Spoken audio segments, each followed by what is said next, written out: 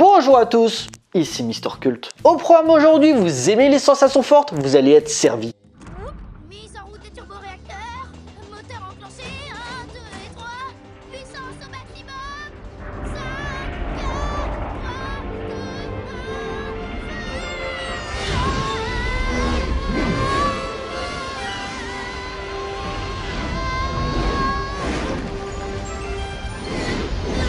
1. Vous êtes prêts? C'est parti pour le géant de fer.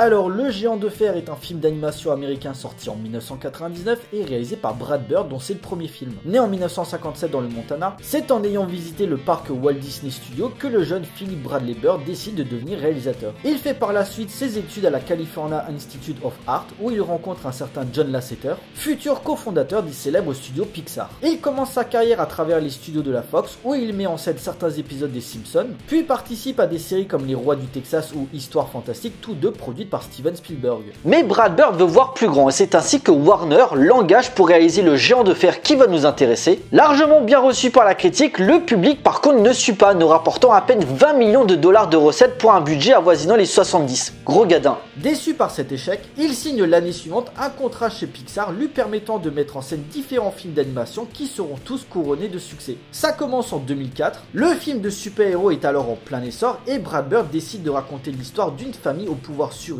avec les Indestructibles. Rendant hommage aux comics qui ont forgé notre jeunesse, le film est un énorme succès commercial, remportant également l'Oscar du meilleur film d'animation. Il continue sur sa lancée en 2007 avec l'excellent Ratatouille, ou comment un rat apprend à un jeune commis de cuisine à devenir un grand chef. Le succès sera également au rendez-vous. Mais après avoir tâté de l'animation, le cinéaste a l'opportunité de réaliser son premier film en prise de vue réelle. Et donc en 2011, on lui propose de reprendre une saga phare du cinéma d'action avec Mission Impossible Protocole Fantôme. Épisode que je considère comme le meilleur de la saga, mettant en scène les péripéties de Ethan Hunt interprété par Tom Cruise. Brad Bird redynamise parfaitement les codes de la franchise, ce qui lui a permis d'être l'opus le plus performant de la saga au box-office, récoltant presque 700 millions de dollars dans le monde. Cependant, son film suivant va beaucoup diviser. En effet, il est engagé par Disney pour mettre en scène une histoire tournant autour d'une section commune du parc de loisirs Disney, Tomorrowland. Malheureusement, à la poursuite de demain, son titre français, malgré un scénario en béton armé loin des messages simplistes que la bande-annonce montrait, et accompagné d'un super casting George Clooney en tête, le film sera un échec, remboursant à peine son budget, alors qu'il avait tout du projet ambitieux capable pour Disney d'être pris au sérieux dans la science-fiction. Enfin, en 2018, il revient à ses premiers amours avec la suite des Indestructibles, dont Disney, qui a racheté Pixar depuis le premier volet, le produit. Une fois de plus, le film cartonne, évitant les effets de la suite facile. Véritable boîte à idées capable de transcender une histoire simple en un pur moment de cinéma,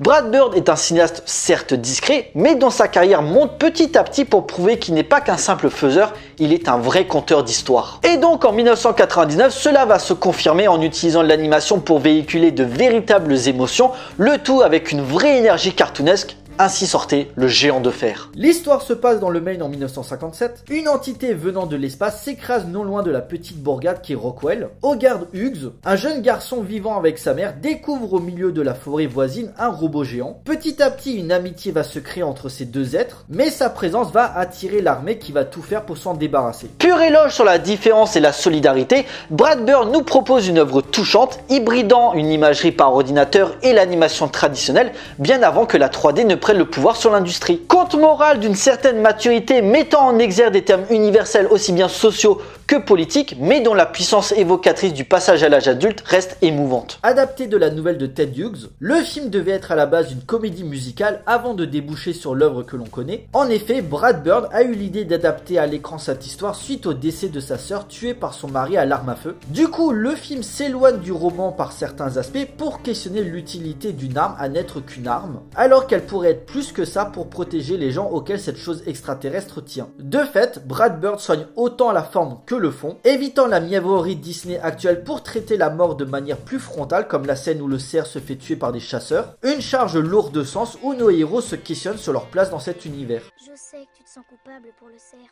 mais c'était pas de ta faute. Les animaux meurent, ça fait partie de la vie. C'est mal de tuer, mais c'est pas mal de mourir. Une vision très adulte qu'on ne retrouvera dans l'animation actuelle que chez Pixar dans les magnifiques Lao, Coco ou encore Le Monde de Nemo.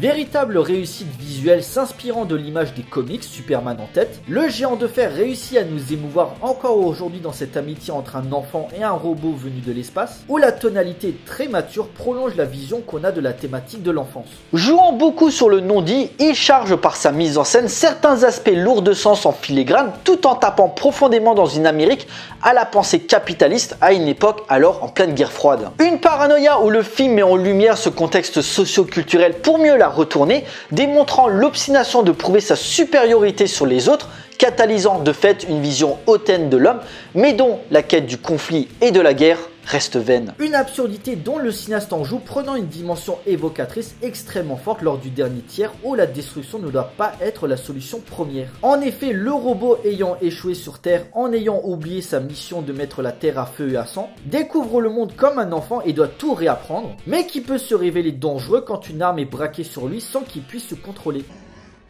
Il l'a pas fait exprès, c'est notre ami. C'est une machine programmée, Hogarth. Pourquoi tu crois que l'armée était là?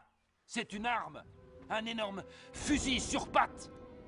Pourtant, même si Hogarth essaye de l'éduquer à faire le bien, il reste, par sa stature, une menace pour les autorités et dont le personnage de Kate Metzley en est le fer de lance. Voulant à tout prix protéger son pays contre n'importe quel être venu de l'extérieur de son territoire, un peu comme lui. Derrière vous, il y a un géant, il attaque, il piétine la ville. J'avais raison. Jésus-Marie Joseph. De fait, la vraie force du film réside dans ses différents niveaux de lecture tout en étant nourri à la pop culture, en particulier le cinéma de Spielberg, dont le réalisateur de Jurassic Park en rendra un superbe hommage dans l'excellent Ready Player One. Une vraie générosité transpire tout le long du métrage, convoquant à chaque instant et à chaque scène une invitation perpétuelle à la créativité, au respect et au rêve d'un enfant à la conscience bien plus supérieure qu'une armée entière, accentuant encore davantage la réussite de ce film d'animation en avance sur son temps.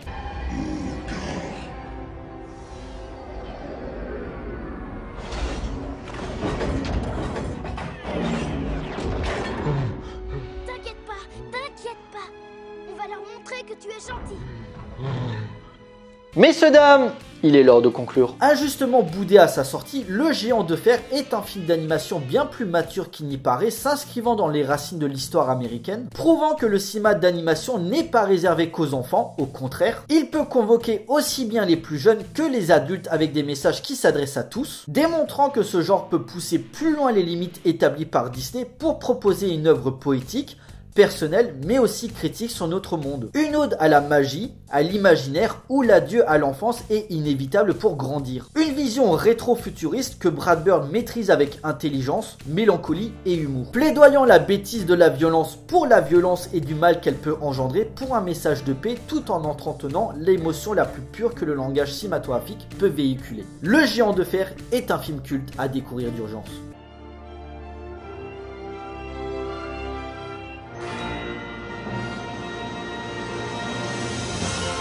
Voilà, cet épisode est à présent terminé, j'espère qu'il vous a plu. Donc Le Géant de Fer, un film à voir ou à revoir si ce n'est pas encore fait. Si vous voulez pas voir un film d'animation réservé aux enfants et qui vous prend pas pour des demeurés, il est à voir absolument. Pour nous, on se retrouve pour une prochaine vidéo, d'ici là portez-vous bien, allez voir des films, ciao.